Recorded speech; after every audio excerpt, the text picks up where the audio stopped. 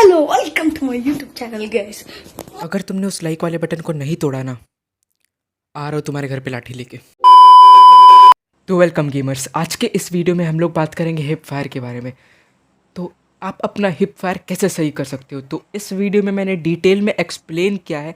मैंने कुछ 4 पॉइंट्स आपको बताए हैं, तो अगर उन 4 पॉइंट्स को आप अपने दिमाग में घुसा लेते हो तो आपका हिप फायर बहुत सही होने वाला है। ठीक है, तो शुरू करते हैं अपने पुराने वाले स्टाइल में। मैं हूँ टेक्निकल क्रूजे का लाइट वर्जन।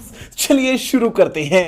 अरे अभी इंट्रो बाकी है, इंट्रो के बाद शुरू करते हैं हम लोग।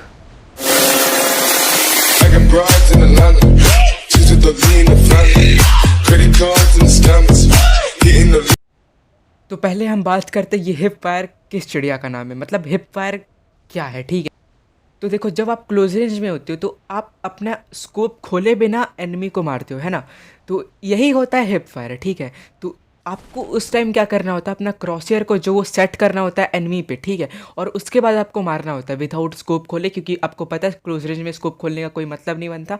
तो उसे ही हम लोग कहते हैं हिप फायर। चलिए कुछ एग्जाम्पल्स दिखा दूँ मैं आपको इसके।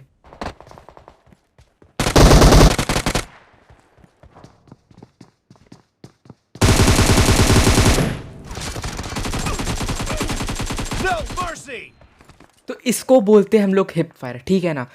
तो अब हम लोग चलते हैं वीडियो पे। तो इसके जो 4 पॉइंट्स मैंने बताए हैं, उसमें जो फर्स्ट पॉइंट है वो है हमारा क्रॉसएयर प्लेसमेंट। तो जो हमारा ये क्रॉसएयर होता है, देखो इसे हम लोग कहते हैं क्रॉसएयर। ठीक है, हम मालूम है तेरे बाप को मत सिखा, चल। तो ये जो हमारा क्रॉसएयर है, ये मतलब पूरे गेम का सबसे मेन चीज़ होता है। मतलब इसी पे आपका पूरा गेम प्ले डिपेंड करता है कि आप जीत जाओगे, हार जाओगे, आपको एनिमी किल कर देगा या आप एनिमी को किल कर दोगे। ठीक है ना। तो ये जो क्रॉसएयर होता है उसे आप हमेशा एनिमी के चेस्ट पे रखने की कोशिश करो, क्योंकि आप जब चेस्ट पे रखते हो तो उसके बाद क्या होता है ना कि आपका जो एम है वो आपको हेड पे ले जाने में ज़्यादा टाइम नहीं लगता है। तो इसका आपको ध्यान रखना है। तो या तो आपका क्रॉसहेयर एनिमी के चेस्ट पे रहे या फिर एनिमी के हेड पे रहे। तो उसके लिए आपको यहाँ पे आके इन टारगेट्स पे ऐसे जैसे मैं प्रैक्टिस कर रहा हूँ, आपको वैसे प्रैक्टिस करना है। ठीक है, तो ये जो हमारा फर्स्ट स्टेप है ये बहुत इंपॉर्टेंट है, ये आप मिस मत करना। आप अच्छे से इसे देख लो, आप अच्छे से प्रैक्टिस करो ट्रेनिंग एरिया में जाके। तो आपको इसे स्कोप खोलना नहीं है, आपको जो नॉर्मली होता है ना क्रॉसहेयर को, उसे सेट करना है एनिमी पे, और उसके बाद आपको प्रैक्टिस करना है। तो जो हमारा सेकंड पॉइंट है वो है एक्यूरेसी। ठीक है, तो आप अपना एक्यूरेसी इम्प्रूव कैसे कर सकते हो। आपका जो स्टेबिलिटी होता है वो सबसे ज़्यादा इंपॉर्टेंट चीज़ है क्लोज रेंज में। तो ठीक है, तो एक्यूरेसी जो चीज़ है उसे आप इम्प्रूव करना ही पड़ेगा, आपको कोई ऑप्शन नहीं है इसके अलावा। एक्यूरेसी आपका सही होना ही चाहिए क्लोज रेंज में।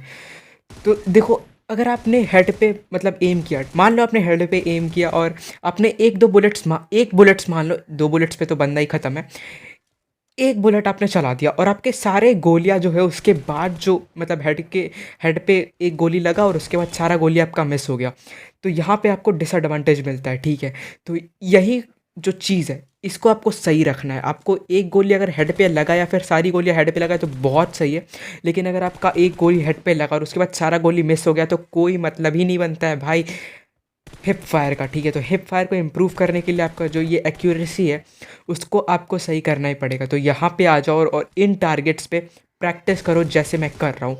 तो ऐसे आप करो, आप बिना स्कोप खोले यहाँ पे आके और देखो आपका एम जो पूरा स्क्रीन जो होता है ना वो शेक ना हो, आपका एम एकदम टारगेट पे रहे और उसके बाद आप किल करो। और उसके बाद आप 4-5 TTM मैचेस दबा के खेलो, उसके बाद आपका एक्यूरेसी ठीक ठाक हो जाएगा और उसके बाद जितना आप प्रैक्टिस करोगे ये और इम्प्रूव होता रहेगा। तो जो हमारा थर्ड पॉइंट है वो है daily practice with M assist of. समझ रहे हो ना, मतलब आपको अपना एम असिस्ट ऑफ रखना है। और जब मैं प्रैक्टिस की बात करता हूँ तो या तो आप TDM मैचेस पे प्रैक्टिस कर रहे हो या फिर आप ट्रेनिंग ग्राउंड में प्रैक्टिस कर रहे हो। ऐसा नहीं है कि आप क्लासिक मैचेस में प्रैक्टिस कर रहे हो। तो ये ध्यान रखना कि आपको क्लासिक मैचेस में नहीं घुस जाना, आपको TDM में प्रैक्टिस करना है या फिर आर्केड मैचेस में प्रैक्टिस करना है। और अपना एम असिस्ट हमेशा ऑफ रखना जब भी आप प्रैक्टिस कर रहे हो। हाँ, तब आप ऑन कर सकते हो, मतलब जैसा होगा ना कि आप अपना एम असिस्ट ऑफ रखते हो और उसके बाद आप प्रैक्टिस करते हो। तो थोड़े दिन को लेकर आप ऐसे करते हो, थोड़े दिनों के लिए आप ऐसा करते हो और उसके बाद आप अपना एम असिस्ट जब ऑन करते हो ना, और फिर आप देखना जब आप किल करोगे ना तो आपका क्या ही सही किल होने वाला है। तो जो हमारा फोर्थ पॉइंट है वो बहुत इंपॉर्टेंट पॉइंट है। जैसे कि मैंने पहले क्लिप्स आपको दिखाए हैं तो उसमें मैं देखो ऑब्जर्व करो क्या कर रहा हूँ। ठीक है, मैं क्या कर रहा हूँ, क्लोज रेंज में मैं जिगल करने का ट्राई कर रहा हूँ और मैं क्राउच एंड शूट देके फायर दे रहा हूँ। ठीक है, तो इतना तुम्हें दिख रहा होगा उस चीज़ में। तो jiggle plus crouch and shoot, इसको ना आप मास्टरी करने का कोशिश करो। आप क्लोज रेंज में जब भी होते हो ना, आप क्लोज रेंज में जब होते हो तो उस टाइम पे आपको जिगल करना है और क्राउच एंड शूट देके फायर देना है। तो आपको ये करना है क्लोज रेंज में। आपका सही बता रहा हूँ मैं, एनिमी एकदम कंफ्यूज हो जाएगा अगर उसके पर्सपेक्टिव से आप देखोगे ना। तो ये बहुत सही चीज़ है, crouch and shoot plus jiggle. तो आपको ये करना है और आपका एम जो होता है ना, कोशिश करो कि वो सेट रहे, ठीक है।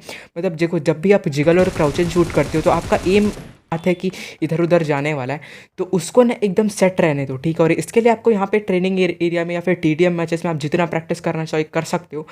तो यहाँ पे आके आप ऐसे टारगेट्स पे क्राउच एंड शूट करो और फायर करने का कोशिश करो। और उस टाइम देखना ना कि आपका जो क्रॉस हेयर है वो एनिमी पे रहे। तो ये ऐसे इम्प्रूव नहीं होगा, आप जितना ज़्यादा प्रैक्टिस करोगे, जितना ज़्यादा आप टीडीएम मैचेस खेलोगे, ये टाइम टू टाइम ना इम्प्रूव होता रहेगा। तो ये बहुत ही ज़्यादा इंपॉर्टेंट पॉइंट है इन तीनों पॉइंट्स में, मतलब इन चारों पॉइंट्स में। तो ये वाला पॉइंट आपको अच्छे से ध्यान में रखना है कि मैं क्या बता रहा हूँ। अगर इसको अपने दिमाग में आपने घुसा लिया ना, सही बता रहा हूँ, आपका क्लोज रेंज मस्त होने वाला है, एकदम बेस्ट हो जाएगा। So please sabar karai sara